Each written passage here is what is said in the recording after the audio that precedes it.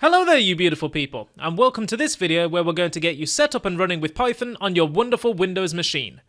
Now if you aren't running Windows, but are running Mac or Linux instead, then feel free to skip this video and head over to the installation video that's appropriate for you. But if you are running Windows, in this video I'm going to walk you through the installation step by step, and by the end of this lecture you'll have Python 3 fully installed and ready to go on your machine. So let's do this. Right, so first of all, fire up your favourite browser, mine's going to be Google Chrome, and head over to www.python.org/downloads. And when you hit enter, you should see a page like this that pops up. Now you can see here that we have two options available to us. The Python website gives us the option to install Python 2 or Python 3. Now for this course, because we're all modern and updated, we're going to be using Python 3. So go ahead and click on that button to start the download. Now at the time of this recording, version 3.5.2 is the modern version of Python 3, but if you have a more updated version, don't worry, everything will work just fine, so go ahead and download whichever version is appropriate for Python 3.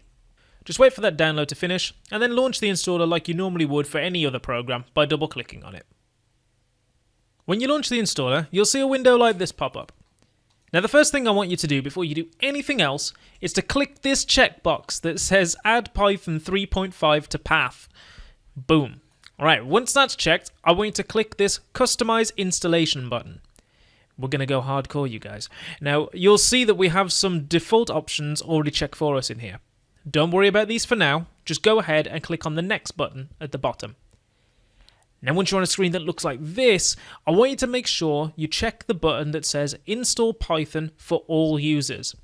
The reason that we're doing this is because it makes the install location for Python much easier to deal with later. Once you've checked that, you can see that the install path that's shown in this box changes to be much nicer. Once that's all done, click the Install button. You'll have to say yes when the pop-up arrives to ask for your permission, and once you do, the install will begin. Just wait for the installation process to complete, it should take around 30 seconds or so, and it should be all set up to use Python on your Windows machine. Congratulations, that was easy, right? Now just as a quick check, I want you to open up something called the command prompt. Go to the Start menu and type CMD and run the program that comes up. Next, when you're in there, type Python, all in lowercase, and press Enter on your keyboard. Some text like this should pop up, which means Python is installed. Congratulations! Go ahead and close the command prompt window. So by this point, if all has gone well, you should now have Python successfully installed and set up on your Windows machine. Well done! In the next lecture, we're going to jump right in and discover an incredibly important tool that comes with Python called idle.